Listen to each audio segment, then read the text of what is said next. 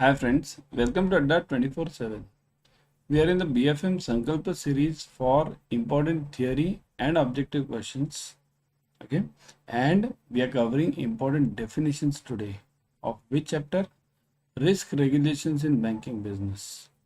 So, those who are in the paid class, okay, it is useful for them also, and those who are watching on YouTube, for you also it's very useful. And kindly note, remember, join the paid classes ASAP, because here I'm taking the important definitions over here, but in the classes we have a lot of time. Okay, I'll be taking various numericals, various other theory parts also. So that's why join the paid classes, everyone. The numbers are given over here at the bottom. You are seeing these numbers, right? So call on that number and join it. Chalo, move on. So those who are in the paid class, kindly note, these are the important definitions which you should follow from module B. Okay, uncertainty. What is uncertainty? Under high uncertainty, banks tend to reduce loan growth, suffer more credit risk, and charge higher loan interest. What do you mean by this? Uncertainty means, like in COVID situation, there was a huge uncertainty, right? Because banks were very afraid whether the loans given will be repaid back or not. So that was the uncertain situation. So under such situations, what happens? Banks tend to reduce their loan growth. They tend to reduce their loans, right? Suffer more credit risk, because there is a huge credit risk, because there was huge NPAs during that COVID situation, and charge higher loan interest. So banks were charging higher, that is called as risk premium. Higher loan interest is called as risk premium. Okay, premium. So this is an important term under uncertainty. What happens to the banks during uncertainty period? Reduce the loan growth, everyone. Second, suffer more credit risk, higher credit risk, and higher rate of interest. Got it? Next is adverse selection. Now, what is adverse selection in this finance term? Is the difficulty to select and distinguish healthy companies with high credit rating from those that are riskier. Isn't it very important? And see here, the logic is simple, but if we don't understand it, then it becomes difficult, isn't it? So adverse selection is basically difficulty to select and distinguish healthy companies with high credit rating from those which are riskier. How will you select these? This you get it from the rating agencies nowadays. See here, you can solve this problem using the rating agencies. Like we have CIBIL over there, then we have CRISIL over there. All these companies give the ratings to various companies. Okay, these private rating companies give the ratings to these private players like Reliance or Tata or anyone. These are the big players, but there are also smaller companies. Ratings can be given to them also. So what is the difficulty to select a healthy company from the riskier company? It's that simple. Okay, so that's known as adverse selection. What is financial risk? Everyone, financial. Okay, you might be knowing this. Everyone knows the terms financial risk, but exactly what is required in the exam, that is the point of discussion, right? Otherwise, everyone knows what is financial risk, right? At a personal level, we always take the financial risk for investment in shares, for investment in mutual funds, right? But at a company level, at a CAIIB level, it is, what is it? See, financial risk is the possibility of losing the money on an investment or business venture. Simple and plain equation, right? Plain definition. Losing the money. Whenever I am losing the money, it's basically the risk. Some more common and distinct financial risks include credit risk, liquidity risk, and operational risk.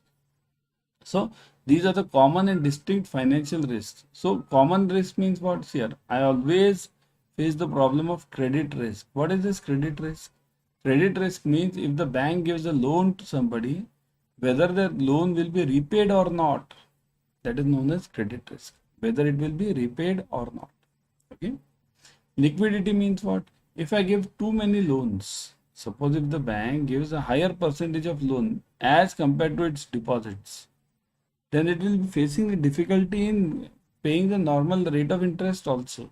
Okay, or normal liquidity risk it will face for paying the common bills. So liquidity means whenever you give the loan, you should always see to it that the loan percentage it has a maximum limit up to for the deposit purposes, deposit percentages. If I have given a deposit of rupees, if I am having a deposit of rupees 100, I must give the loan up to 70 rupees only. 70% is a good ratio for loans. Okay. So liquidity risk. And next one is operational risk. Operational means what? Operational risk relates to my operations. Means my employee errors or my system failure or my region failure, area failure. Area means what? There is a terrorist attack, there is a flood. So all these lead to operational risks.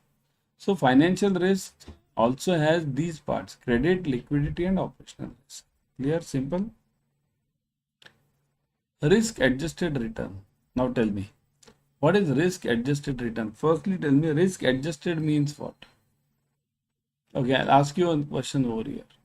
Suppose if you are investing in FD of a nationalized bank or in a mutual fund, you are investing in a FD or in a mutual fund. Which of the investments will carry higher risk over here? Will the FD of the bank carry higher risk or will the mutual fund carry the higher risk? What do you say? Type fast in the comment section. Which one of the which one of the investment will carry higher risk? Investment in FD of the bank or investment in mutual fund? Obviously, isn't it mutual fund? So that's why the returns from those mutual funds are always called as risk adjusted returns. The risk adjusted returns measures the profits on the investment your investment has made relative to the amount of the risk the investment has represented throughout the given period of time. So what is the risk involved in this investment? Amount of risk, okay, relative to the amount of risk, that is important. Now if I invest in bank FD, then the risk is zero. Nationalized bank FD, then the risk is zero. Okay, but if I invest in mutual fund, there is the risk involved in it. So this risk factor I'll have to consider using my other derivative products. So this risk is to be mitigated using the derivative products. So those derivative products will require higher cost. See here, if you are buying I'll give you a simple example over here. Okay, suppose if you are buying Reliance right now, Reliance share. Okay, you are buying a Reliance share at, let's say, 2500, expecting it to go up. Okay, but if it goes down, then to cover this downside potential or downside risk, what do? This risk is covered using put options. But this put options, whenever you buy this put option will carry the cost, because put option doesn't come for free. So this will carry the cost. So this is known as the risk, amount of risk, and it is known as the risk capital. Risk capital. How much risk capital I keep for my risk, to cover my risk. Okay. So this is for to cover the downside. I'll buy a put, and this put will cost me something, and this will be known as my risk capital, which I keep it aside. Okay. Everyone subscribe to Officers Adda 24/7 YouTube channel. In this channel, you will be getting the latest updates on JIB and CAIIB from IIBF. Means IIBF gives various notifications regarding dates, times, change in the subjects. So all these are immediately given on the Officers Adda 24/7. Also, you get free YouTube series, right? Free YouTube series. Right now, what are you watching right now? Free YT series. So same free YT series, you get it for all the subjects. Okay, so subscribe to it, click on the bell icon right now. Okay, risk adjusted return on capital, RAROC. What is RAROC? Have you heard this term RAROC? Type yes in the comment section. Have you heard this term before? RAROC.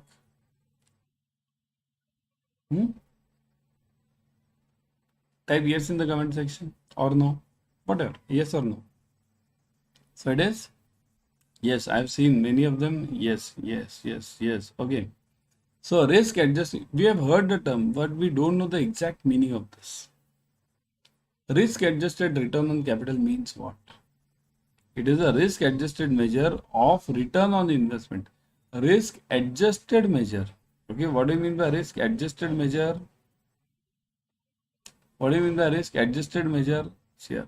It does this by accounting for any expected losses and income generated from the capital, with the assumption that the riskier project should be accompanied by higher expected returns. So risk adjusted returns means what? See here, REROC. So same as this earlier, we have seen one earlier definition just now. Similar to this, higher the risk, higher will be, I'll be expecting the return. So higher expected returns. So if I'm investing in higher riskier projects, then I should get a higher return. Only then I'll invest in the higher riskier projects. Otherwise, won't I invest in the FD, bank FD, isn't it? So it does this by accounting any expected losses. What all losses can occur whenever whenever I invest in some riskier project, okay, and income generated by that capital. So whatever capital I've invested, what is the income generated from that? Whether it suits my this risk adjustment, okay. Same example. Suppose if I am investing in FD or in mutual fund. So definitely I'll expect higher returns on the mutual funds, right? Whereas in FD I'll be expecting lower returns. Risk management process means what? Managing the impact of the risk by analyzing, forecasting and making predictions based on the historical trends. It also includes taking corrective measures to reduce the impact of the risk. So what do you mean by this? Here, managing the impact of the risk by analyzing, forecasting and making predictions based on the historical trends. Analyzing, forecasting and making the predictions. Okay. So all the three steps are involved in risk management process. First is analyzing, second is forecasting, third is making the predictions based on the historical trends. Okay. It also includes corrective measures to reduce the impact of the risk. Corrective measures. What do you mean by corrective measures over here? Corrective measures over here means, suppose as I gave you the earlier example, if I am buying a Reliance share, then I must buy a put. See here, this is called as long position. Long means, suppose if I buy a Reliance share, Reliance, okay, at 2500 expecting it to go up. So this is my long position. Whenever I am having a long position in stocks or commodities, then in the derivatives option or options market, I must have the reverse view. So in that market, I'll buy the put option. Put means what? If the market goes down, then the value of that put increases. Okay. So that's why whenever you are long on commodity, you must always buy put options to hedge that risk. And this is known as the hedging. Corrective measure means hedging. Okay. Maturity mismatch. It refers to the situation when company's short-term liabilities exceed its short-term assets. So short-term liabilities exceed short-term assets. What do you mean by this? We are talking of short-term only, okay? Short-term liabilities exceed the short-term assets. Means suppose if my liabilities mean deposits. If my bank's deposits are much more than my assets or my loans, then I'll definitely face the problem of liquidity. Means I'll be facing the problem of this interest rate risk, because the interest going out will be higher as compared to the interest coming in, right? So maturity mismatches are visible on the company's balance sheet and can shed light on its liquidity. So immediately if there is a maturity mismatch, it will be shown in the company's balance sheet. Why? Because the interest difference will immediately be displayed. Well, after all, you can't hide anything from the balance sheet. Okay. Maturity mismatches often signify a company's inefficient use of its asset, isn't it? Company's inefficient use. It means what? If I am having the loans, then I must use it properly. Properly means what? As a bank, I must see to it they are going to the basically to the productive assets, not to the NPA ones, right? Number one. Number two, also the durations of the loans and the deposits need to be matched. Duration. Okay, that's what the maturity is says. Suppose if I am having a loan or if I take a deposit of, let's say, deposit, okay, if I take a deposit of, let's say, 1 year of, let's say, 1 lakh, okay, and I have to give a loan against this. So the loan against this will definitely not be more than 1 year. Loan should also be 1 year or less, right? So if I give a loan of 1 year, it's the best. So 1 year, it should be, the maturity should match of deposit and loans. Okay. Market value of the equity. It is the total rupee value of the company's equity and is known as the market capitalization. What do you mean by this capitalization? Understand this word. See this. It means that if Reliance share, let's take Reliance only. I take Reliance share because it's a known share to everyone, isn't it? So now, suppose if I take a Reliance share and this Reliance share now, let's say, is priced at 2500. Okay, let's say 2500. And now what happens? This Reliance has issued, let's say, I'm giving an example, 1 lakh shares in the market.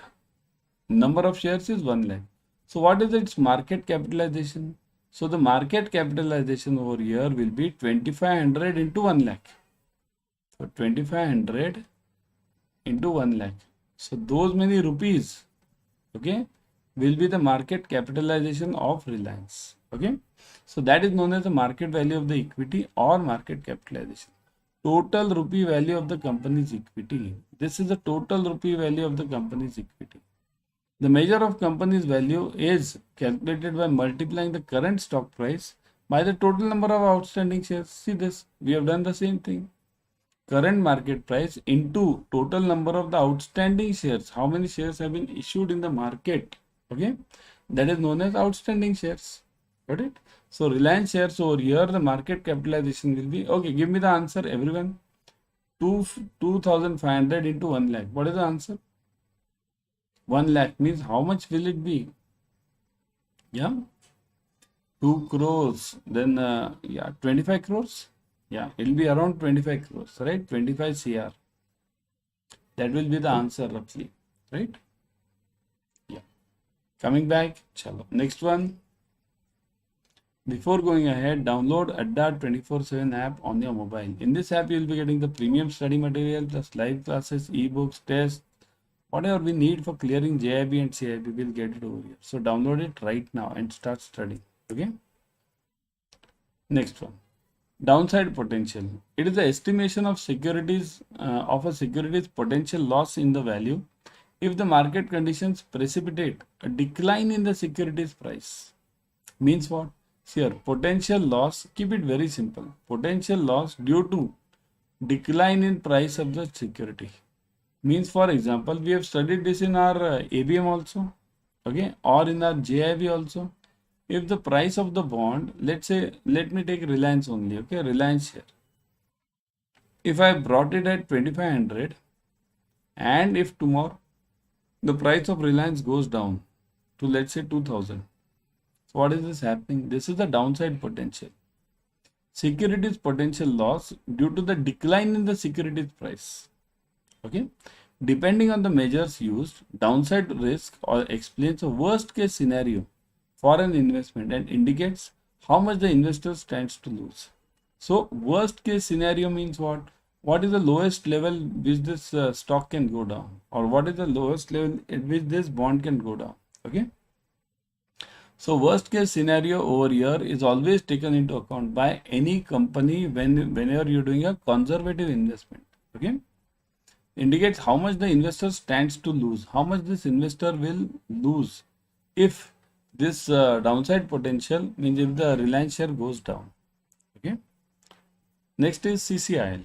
The Clearing Corporation of India was set up in April 2001 to provide a guaranteed clearing and settlement functions for the transactions in money, government securities, foreign exchange and derivative market.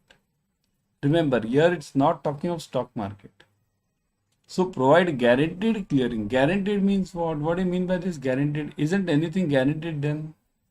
See this guaranteed clearing over here means it is called a settlement risk that is cleared. Okay.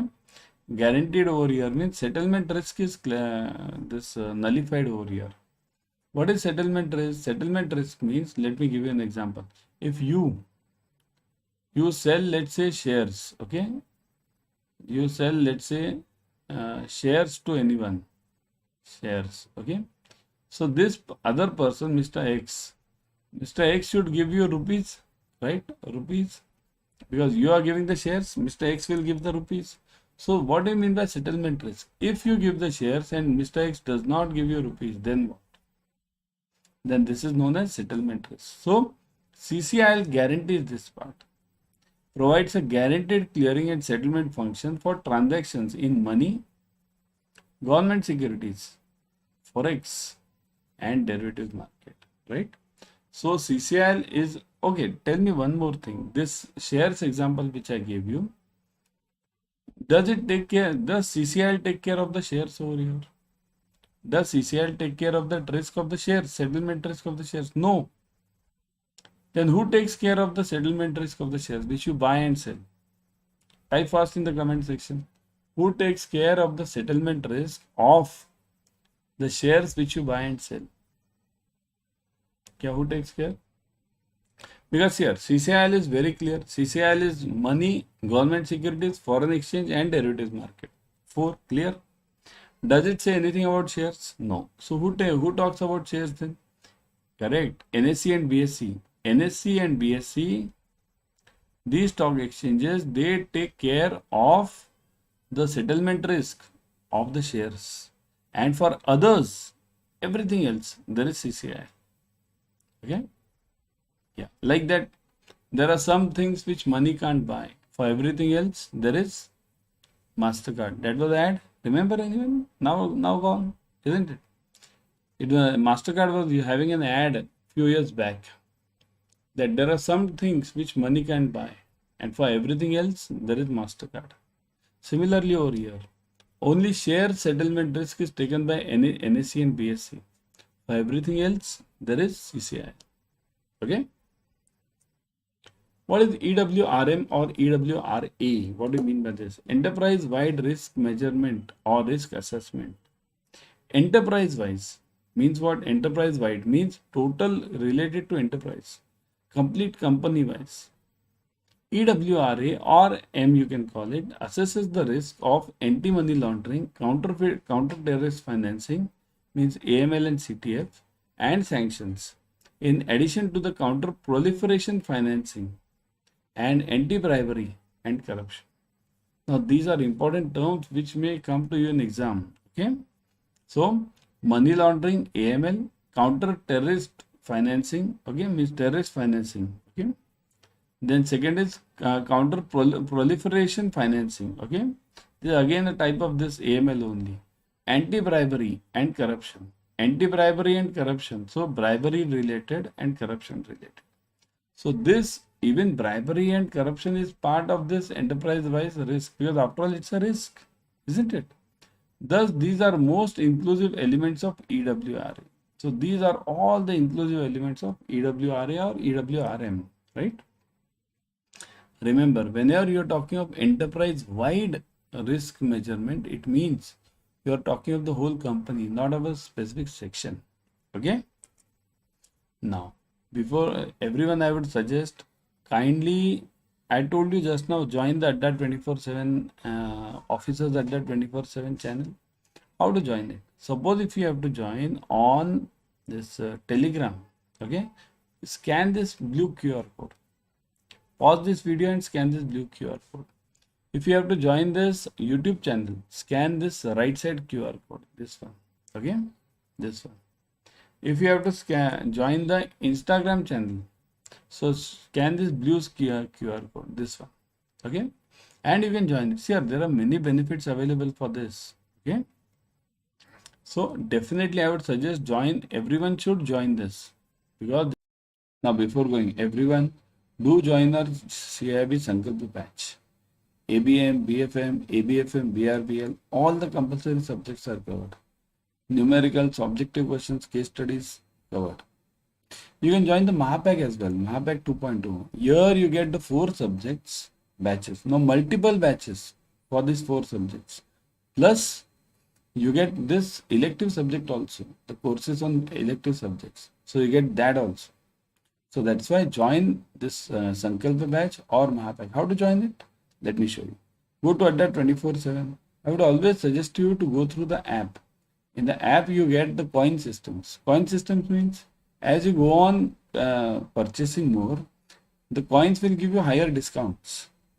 Okay, it will amount to around 1% extra. Okay, see here, go to Adda 24/7. Click on JIB and CIB. Then click on CAIIB November 23. CAIIB November 23. Okay. Now look at this. CAIIB Sankalpa patch. Sankalpa patch. Join this Sankalpa patch. English one. Okay. You'll see 300 hours of online live classes, 81 test series, 65 ebooks. Click on any one of these ebooks. Click on this ebooks. You'll get subject-wise ebooks. Click on any of these subjects. You'll get chapter-wise ebooks. Similarly for test series. Same thing. Test series. Yes, subject-wise test series. Click on this. You get chapter-wise test series, module-wise test series. So that much is enough for you. Tests, ebooks, classes, enough study material. So join it ASAP. In fact, you can join the Mahapack also. In Mahapack, as I told you, you get multiple batches. Plus you get ebooks, plus tests, plus mini and Maha marathons. Those are also added in the Mahapack as such. Okay, see the CAIIB Mahapack. Process is same, joining process is same. Okay, all the, look at this. Now important part in Mahapack is if you join the 3 months Mahapack, look at the fees. It is just 5749. 3 months Mahapack. So that much is enough for you for your November studies. So join this 3 months Mahapack. Same method. Buy now. Code is already applied. Click on continue. Done. Now fill in your details and that's it. And make the payment. That's it. So immediately join this Mahapack as well as the Sankalpa batch. I'll be back tomorrow with another series. Till then, keep studying and do join the batches.